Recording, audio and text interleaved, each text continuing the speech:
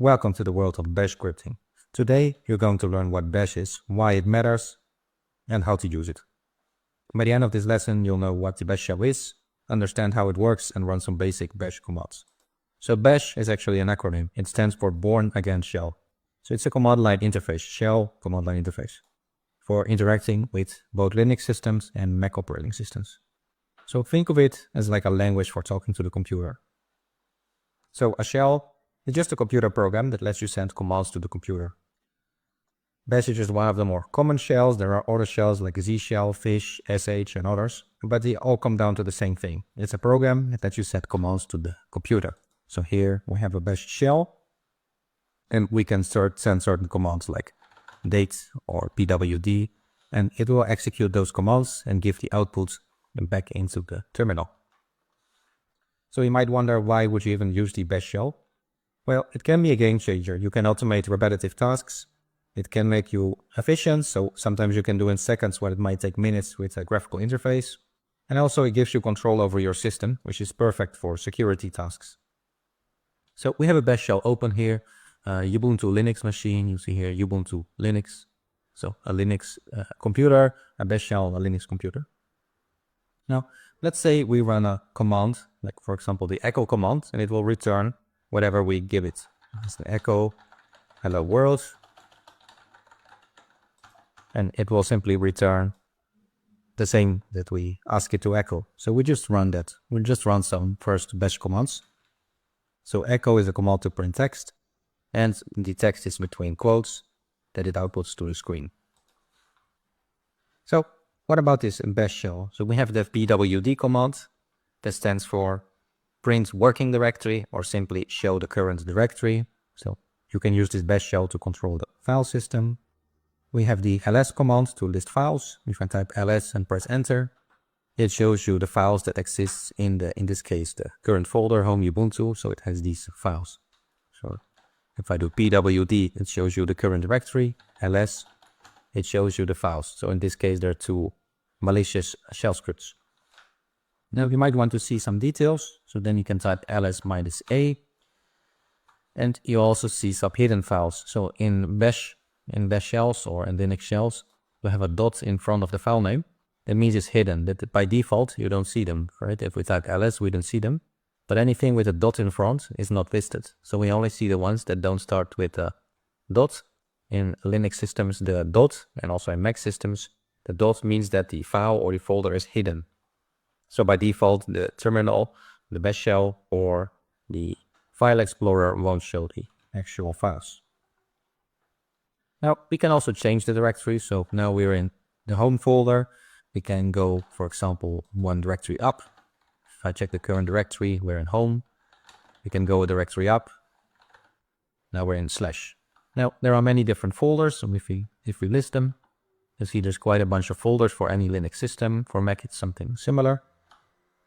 And we can go back into the directory. You can say home, check for which users exist. If you see the Ubuntu, now we're back in the home Ubuntu directory. So we can enter different directories. So we can move up and go inside it. Move up with the cd ... moves up, and cd whatever directory name, it enters it. We can make new folders, mkdir, folder. If I then list it, you'll see we have the folder named folder. We did mkdir. And to remove it, we can type rmdir folder. If I list it, it's gone. So we can do the same thing with files. If I say touch example.txt, it creates a new empty file. Let's see example.txt, and we can remove it. So we remove it with rm-rf. So we force remove it. Press enter. The file is gone. So bash is a bit like a conversation. You could type a command and bash responds. It's a one-way conversation. Now, you can run many different commands, and you don't always have to navigate to a directory to run a command. For example, we can type ls, and we see the contents of home Ubuntu. But for example, maybe we want to see another folder.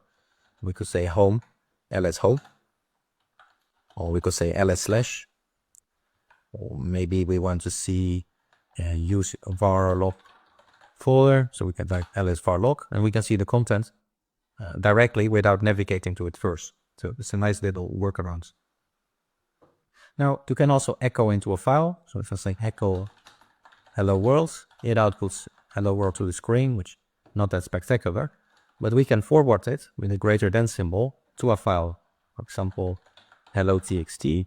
Now we have a new file, hello.txt.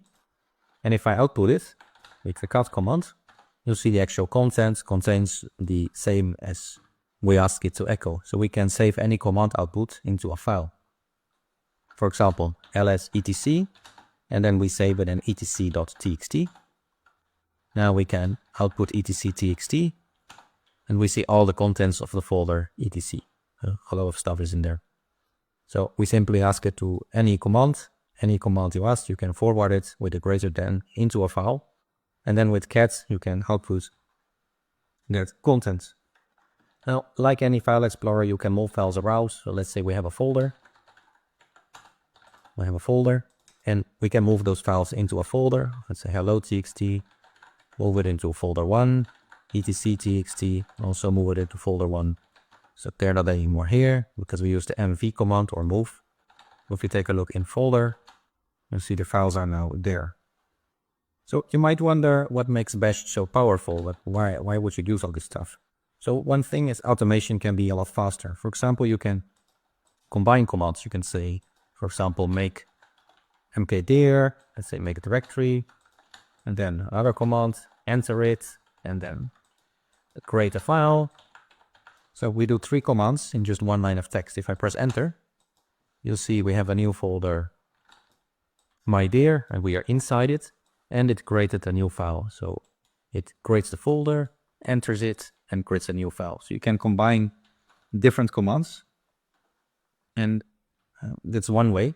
And another thing you can do is create scripts. So for example, you can create a script with any text editor. There are different ones like Nano, Vim, and others. Nano is a very simple one.